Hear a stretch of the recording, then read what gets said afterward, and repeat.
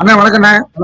அண்ணா, இப்ப நம்ம இந்த மும்மொழி கொள்கைக்கு ஆதரவாகவும் அதே மாதிரி புதிய கல்விக் கொள்கைக்கு ஆதரவாகவும் இந்த பொதுமக்களுக்கு ஒரு விழிப்புணர்வை ஏற்படுத்தணும். நம்ம பல வகையில முயற்சி எடுக்கிறோன்னு அந்த அடிப்படையில தான் இந்த காணொலிய எல்லாருக்கும் நம்ம போட்டு காட்டணுங்கிற விருப்பத்துலதான் நம்ம மாவட்ட ஊடக பிரிவினுடைய செயலாளர் சதீஷ் அவர்கள் இருக்காங்க. ஆன்மீக பிரிவுல இருந்து நான் வந்திருக்கிறேன். இப்ப நீங்க எந்த வகையில இதை கொண்டு போனா பொதுமக்கள்கிட்ட கொண்டு போய் சேர்க்க முடியும்னு நினைக்கிறீங்க, அல்லது வேற ஏதோ திட்டங்கள் இருந்தா நீங்க சொல்லலாங்க? நான் ஒரே ஒரு விஷயம் தெளிவா சொல்லிடுறேன். பொதுமக்கள் மும்மொழி கொள்கை வேணுங்கிறதுல தெளிவாயிட்டாங்க, அதுல சந்தேகமே இல்லை. ஆனா ஒரே ஒரு விஷயம், தமிழ்நாடு சர்க்காரோட இந்த 5 வருட ஆட்சி பெரிய தோல்வி அடைஞ்சிருக்கு. அது மக்கள் மனசுல பெரும் வெறுப்பை சம்பாதிச்சிருக்காங்க. அதற்காகவே அதை மறைக்கிறதுக்காகவே மத்திய அரசு மேல இந்த மாதிரி மொழி துவேஷத்தையும் பாராளுமன்ற வரையறை என்ற ஒரு பொய் பிரச்சாரத்தையும் இது மாதிரி தமிழ்நாடுன்னு பட்ஜெட்ல அறிவிக்கவே இல்லை என்ற ஒரு பொய் பிரச்சாரையும் வேணும்னே தமிழ்நாட்டுல பரப்பிக்கிட்டு இருக்காங்க தமிழ்நாடு சர்க்கார்.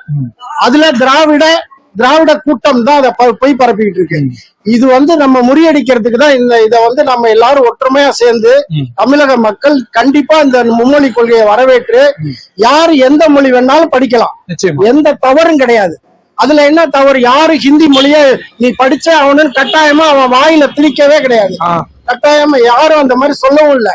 அதே மாதிரி பாராளுமன்ற வரையறை பாராளுமன்றத்துல இன்னும் விவாதிக்கவே ஆரம்பிக்கல, அதுக்குள்ள இவனுக்கு ஆரம்பிச்சு போய் பேசுறானுங்க. அறிமுகம் பண்ணும் போது அதை எதுக்குன்னு அவன் வேணும்னா நம்ம மக்களை ஏன்னா இன்னும் எலெக்ஷன் நெருங்கிருச்சு, அடுத்த வருஷம் நான் இடையில மறிக்கிறேன்னு நினைக்காதீங்க. உள்துறை அமைச்சர் இப்ப கோயம்புத்தூர்ல ஒரு விழாவுக்கு கலந்துக்கும் போது பத்திரிகையாளர் இந்த கேள்வி எழுப்புறாங்க.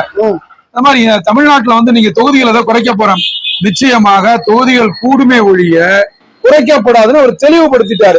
அப்படி இருந்து இவங்க கூவிட்டு இருக்காங்களே. கண்டிப்பா அது நான் என்னன்னு சொல்றேங்க, பாராளுமன்ற உறுப்பினர் எண்ணிக்கைய 800க்கு மேல கொண்டுகிட்டு வர்றதா சொல்லிருக்காங்கல்ல, அப்புறம் எப்படி எண்ணிக்கை குறைக்க முடியும்? தமிழ்நாட்டு மக்கள் 6 கோடியா இருந்தது இன்னைக்கு 8 கோடியா இருக்கு. அப்படி இருக்கும்போது எம்பி எண்ணிக்கை எப்படி குறைக்க முடியும்? தமிழக மக்கள் என்ன முட்டாள்களா? அவ்வளவு முட்டாள்களா? அவங்க எவ்வளவு முட்டாள்தனமா பிரச்சாரம் பண்ணிட்டு இருக்கான் பாருங்க.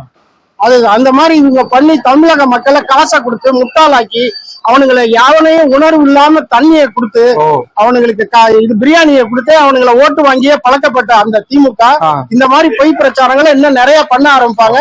இதெல்லாம் நம்ம கண்டிப்பா முறியடிச்சே ஆகணும். இப்ப அவங்களுக்கு பலமா பாத்தீங்கன்னா பல்வேறு தொலைக்காட்சிகள் இருக்கு, பேப்பர்கள் இருக்கு, அது இல்லாம பல நிகழ்ச்சிகளை போட்டு மக்கள் மூளையை மலங்கடிச்சு வச்சிருக்காங்க. அதுக்காகவே அவங்க ஒரு நிறுவனமா பல லட்சம் கோடி ஊழல் செய்யற அளவுக்கு ஒரு டாஸ்மாக்னு ஒரு அமைப்பை வச்சு செயல்படுறாங்க. இப்படி எல்லாம் இருக்கும்போது நம்ம இந்த சின்ன எளிய அமைப்புகளை வச்சு நம்ம இந்த மக்களை போய் அடைஞ்சிட முடியும்னு நீங்க நினைக்கிறீங்களா? கண்டிப்பா வாய்ப்பு கம்மி தான். ஆனா இருக்கிற அவங்க மீடியா எல்லாத்தையும் விலை கொடுத்து வாங்கிட்டாங்க. இப்ப நீங்க ஒண்ணுல ஒரு மூத்திர சந்துல மோடி ஒளிகன்னா போய் எல்லா பயிலும் முளை நீட்டத்துக்கு கொண்ட வாயில திணிக்கிறானுங்க மைக்க. புரியுதுங்களா? அவங்க வேணும்னே அந்த மாதிரி பண்றாங்க பிரச்சாரம். எல்லா மீடியாவும் வேணும்னே விலை கொடுத்து வாங்கி வச்சுக்கிட்டு பொய் பிரச்சாரம் பண்ணிட்டு இருக்காங்க. அது அந்த ஆளு RS பாரதி சொன்னது உண்மைதான். ரெட் லைட் மீடியாக்கள் தான் தமிழ்நாட்டு அத்தனை மீடியாக்களும், சாட்சி ஊடகமா இருந்தாலும் சரி, எழுத்து ஊடகமா இருந்தாலும் எல்லாமே விலை போயிட்டாங்க.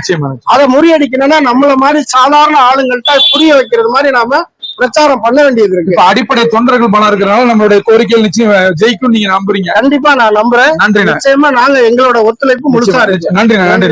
பாரத் மாதா கி ஜெய்.